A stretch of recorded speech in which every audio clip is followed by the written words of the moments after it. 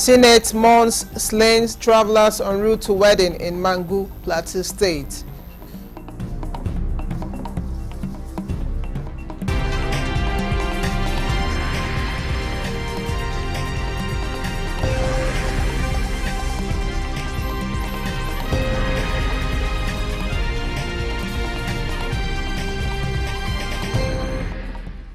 Hello and welcome to the late evening news at 11 on NTN News 24. Coming to you live from Abuja, I am Chinenye Ngoye. President Bola Tinubu is again reassuring Nigerians that at the ripe of the various transformative programs of his government and those of some state governments, they would have no regret supporting his administration. The president gave the assurance as he addressed a gathering of stakeholders on his one-day official visit to Nasarawa State, where he inaugurated some legacy projects executed by Governor Abdullahi Sule. State House correspondent Musbau Dan Wahab reports. The reception for President Bola Tinubu on arrival at the Lafia Airport was indicative of what to come on the working visit. State governors from across the regions were on ground in solidarity with Governor Abdullahi Sule. National salute!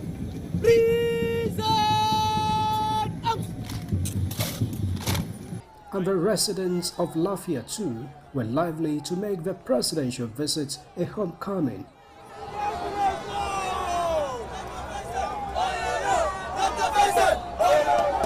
And certainly, the host governor convincingly won the hearts of the president with series of projects lined up for inauguration. They include a flyover, interchange and underpass, the dualized 5-kilometer Shendam Road in Lafia, and the new Nasarawa State Government Secretariat with a 1 megawatt independent power supply. President Tinubu also inaugurated vehicles for MDAs and security agencies as well as agricultural equipment. For the security and maintenance of peace in our land and particularly in Nasarawa State, to the glory of God Almighty. Amen. All this and others listed by Governor Sule were executed in the 6 years of his government, but he attributed the success of the reforms carried out by President Tinubu, increasing the revenue for subnationals to work with. Your renewed hope agenda and the economic reforms, especially regarding the withdrawal of fuel subsidy and foreign exchange, are most of the things that we have seen, and today you have seen the results of that. I have invited most of my friends who needed to say, who always say, the money, for they come to Nasarawa, you will see where the money is going. And today we have shown them where the money is going. President Tinubu acknowledged the support and perseverance of Nigerians through the initial stage of his reforms, and again he says the economic darkest days are over. But the hope is here.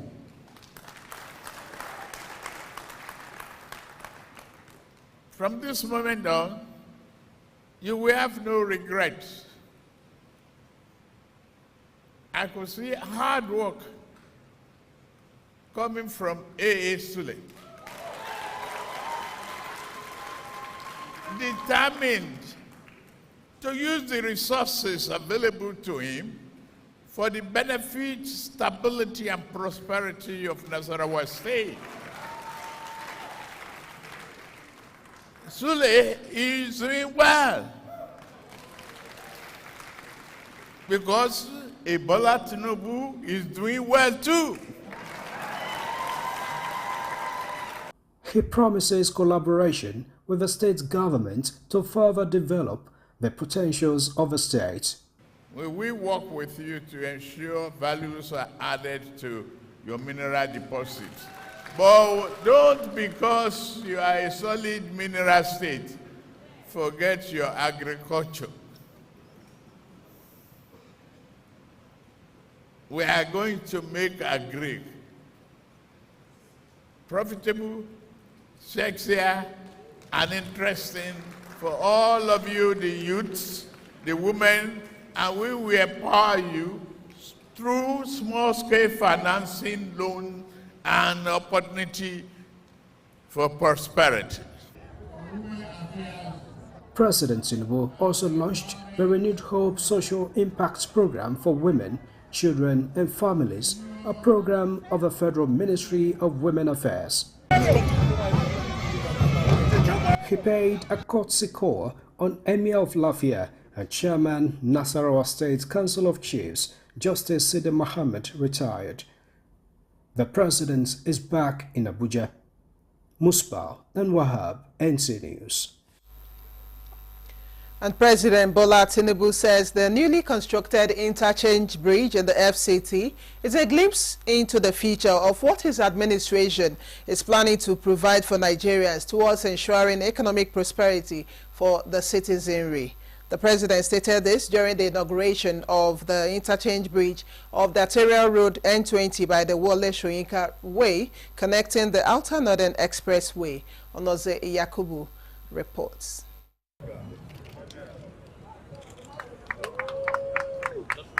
The newly constructed interchange bridge of the arterial road N20 is one of the inherited projects completed by the present administration. It was awarded in 2020. The completion of this project will ensure a seamless interface and connectivity of both vehicular and pedestrian traffic around the adjoining districts of Jahi, of Katampe and Katampe Extension, as well as Kadu, Mabushi, and other districts, as well as providing alternative access to Kuba-bound, Kuba-Suleja-bound traffic. This interchange bridge will definitely improve the transportation network in the FCT.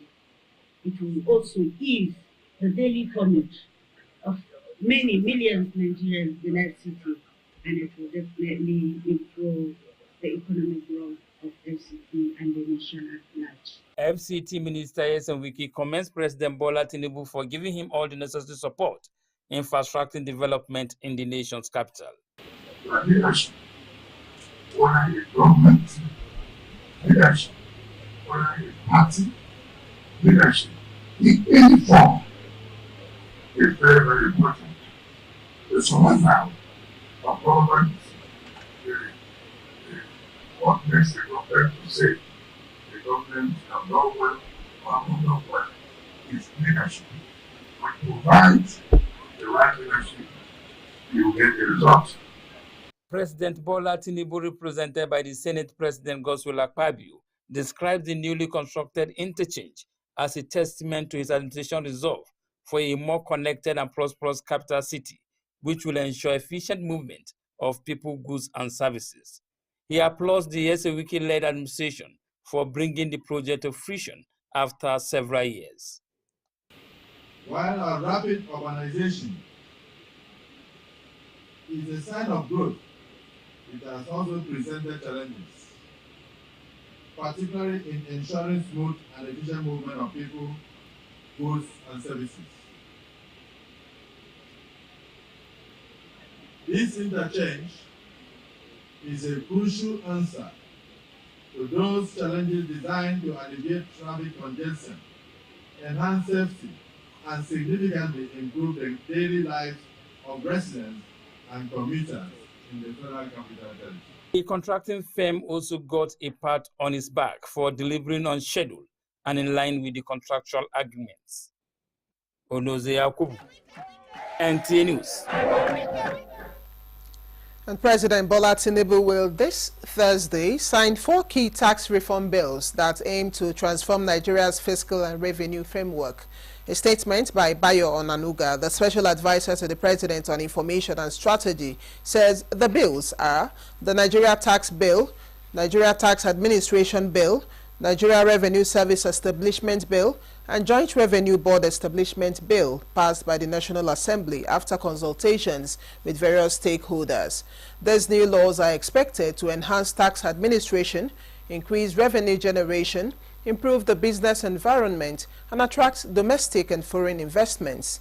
The signing ceremony at the Presidential Villa in Abuja will be attended by key officials, including the Senate President, the Speaker of the House, and various ministers. The Nigeria Tax Bill aims to consolidate fragmented tax laws, reducing duplication and compliance burdens. The Nigeria Tax Administration Bill will create a unified framework for tax administration across all government levels. The Nigeria Revenue Service Establishment Bill will establish the Nigeria Revenue Service as a more autonomous agency with an expanded mandate. Lastly, the Joint Revenue Board Establishment Bill will facilitate cooperation between revenue authorities and introduce oversight mechanisms like a tax appeal tribunal and an office of the tax ombudsman. The Senate has condemned the recent massacre of innocent lives in Yelwata community of Benue State. The lawmakers also condemned the killing of travelers from Zaria in Mangu Plateau State on their way to a wedding in Kwampan. National Assembly correspondent Lami Ali reports that the lawmakers, while debating the security breaches, expressed deep concern and urged Nigerians to revive the age-long tradition of being their brothers' keepers.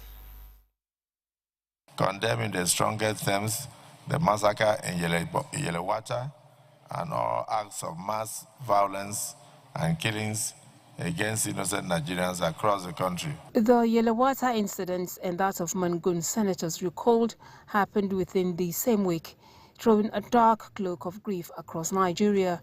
This unprecedented, tragic genocidal massacre at Yelwata was executed in a systematic manner never known before. The tragic killing of the innocent travelers in Plateau State is not an isolated incident, but part of the disturbing and recurring pattern of unchecked violence over the years. The government is really doing its best to make sure that those who committed this heinous crime are discovered.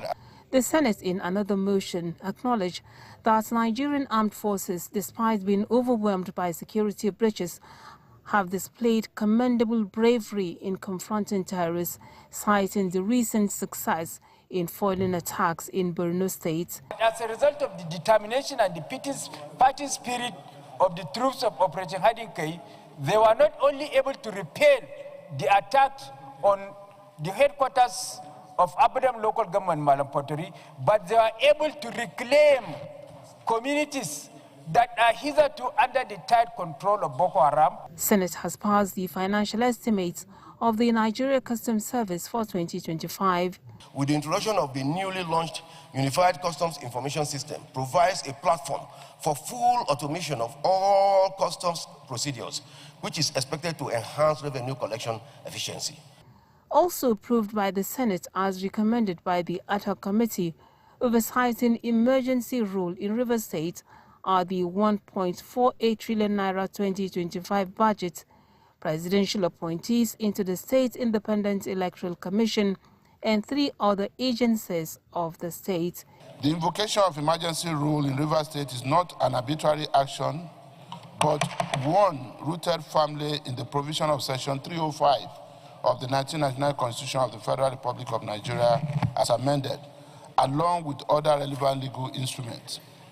Distinguished colleagues, as you are aware, these provisions legitimately empower both the Presidency and the National Assembly to act in the interest of national stability and constitutional governance. Meanwhile, the number of APC lawmakers in the Red Chamber has hit 69, as Senator Neda Imaswe, representing Edo South, defected from the Labour Party.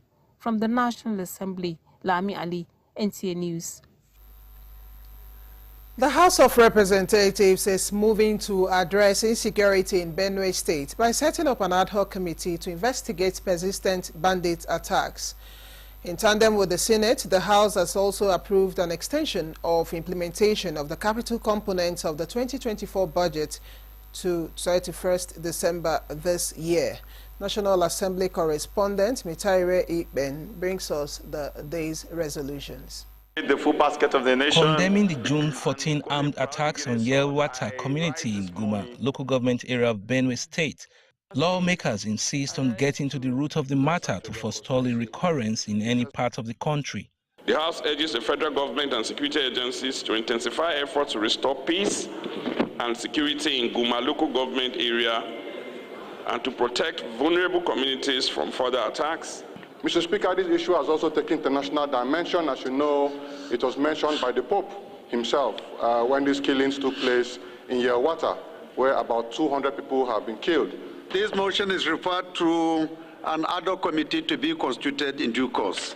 Lawmakers also sought relief for victims of gully erosion in Kano State and severe flooding in Bauchi State. Concerned that if urgent action is not taken to address the flooding in Das local government and Tafa Balewa local government areas, the scale of the disaster has plunged families into crisis, exposing residents to diseases, outbreak, hunger, poverty, and long-term displacement.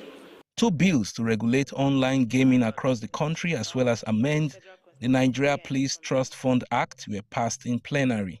To repeal the National Lottery Act No. 7 of 2005 and the National Lottery Amendment Act No. 6 of 2017, and to enact the Central Gaming Bill to regulate the operation and business of all forms of online and remote gaming across the geographical boundaries of the federating units and beyond the borders of Nigeria.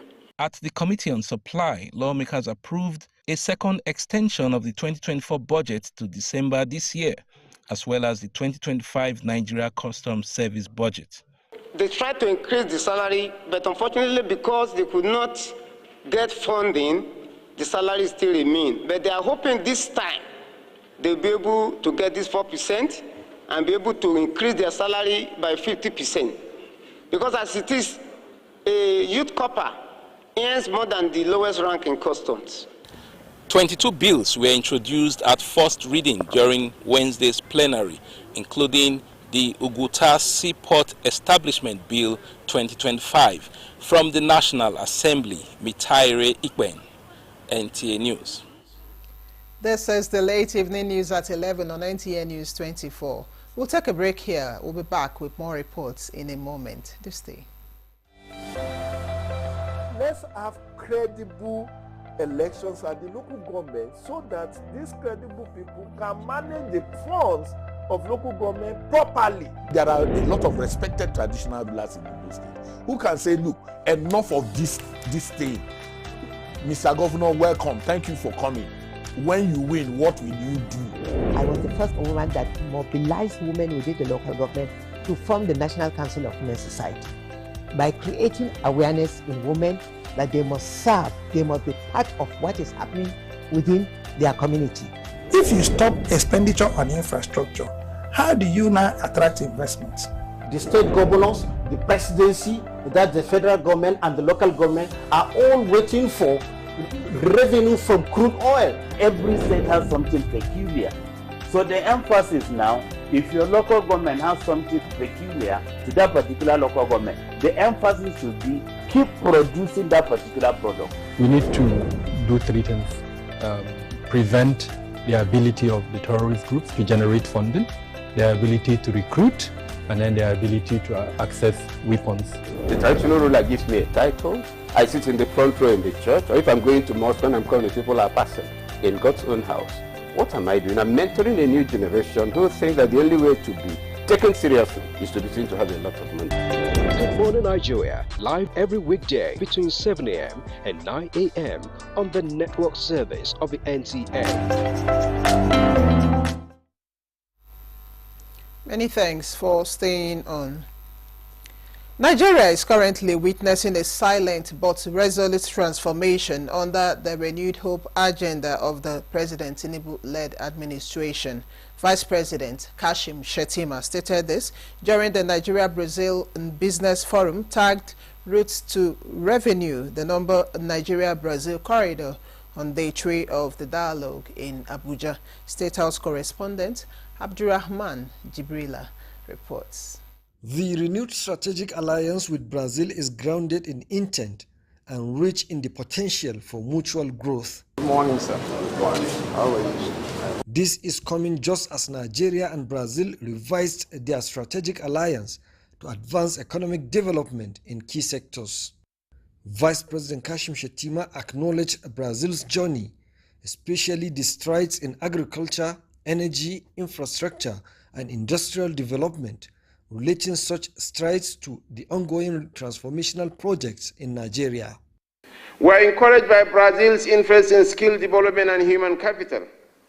This aligns perfectly with one of our most pressing national goals. Africa, and indeed Nigeria, is a useful country with an average age of 17. And we must ensure that our young people are prepared for the demands of tomorrow. We welcome the opportunity for institutional partnerships that promote training, research, and exchange of knowledge in sectors where Brazil has built strength and in areas where Nigeria is gaining ground. What gives weight to this dialogue is that it is grounded in clarity. Both our governments understand what is at stake. We know that the reforms underway in Nigeria will require patience, but we are confident that they are the right steps.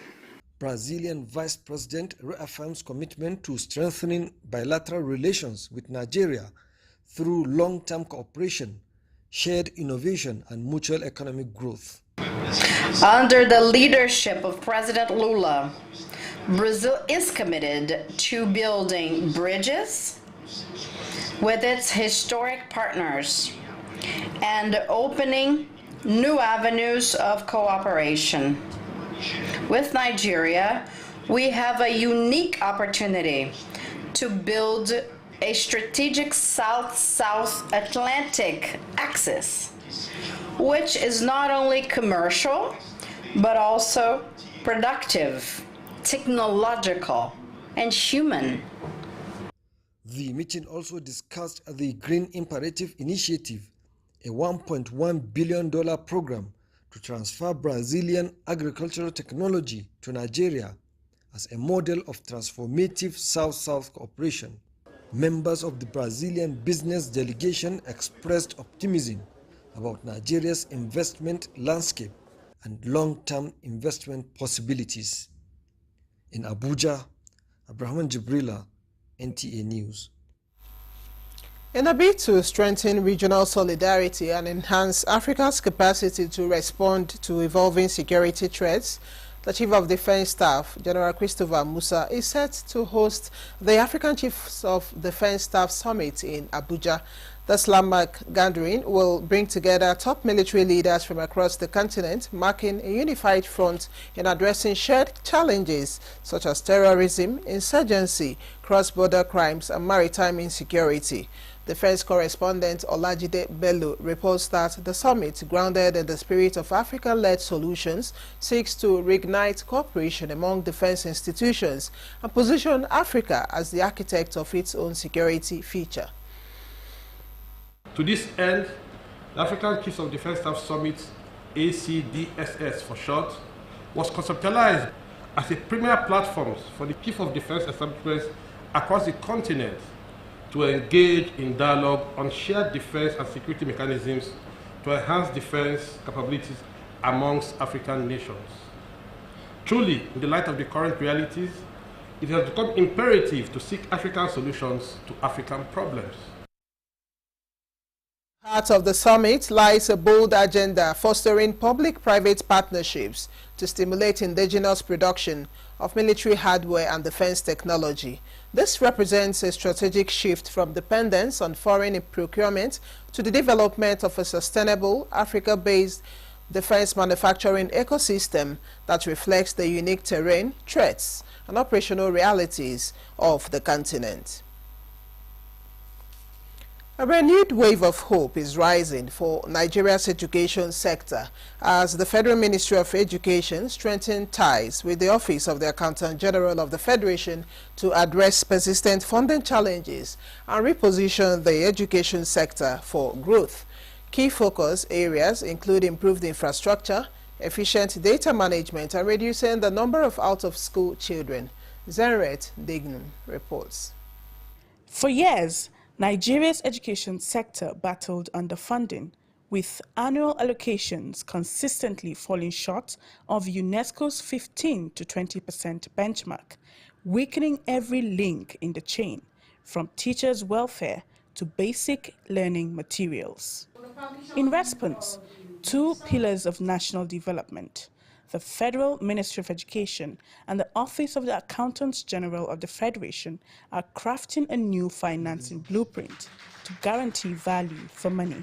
It's not efficient use of the Accountant General's office, where we have to do procurement here at the Ministry for 5 million naira, and you have to start doing the paper, we upload the document to you, and you have to process it and pay.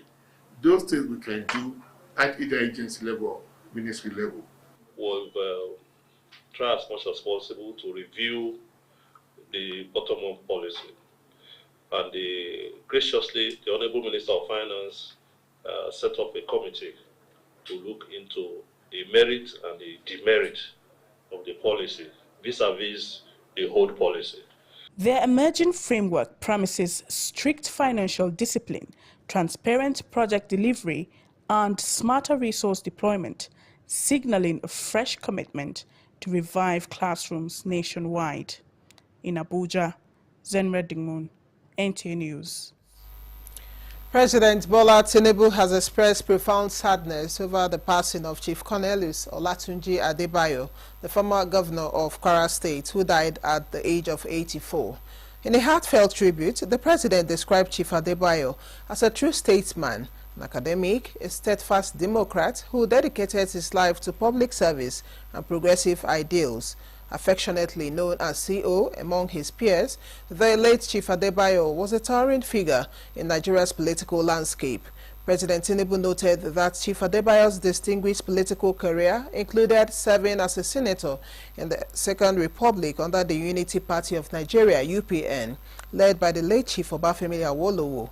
His remarkable 1983 gubernatorial victory in the old Kwara State against formidable odds demonstrated his political acumen and commitment to progressive governance. The president particularly highlighted Chief Adebayo's courageous stand during Nigeria's democratic struggle when he joined other patriots in defending democracy following the annulment of the June 12, 1999 presidential election. His years in exile, marked by resilience and sacrifice, stood as testament to his unshakable principles.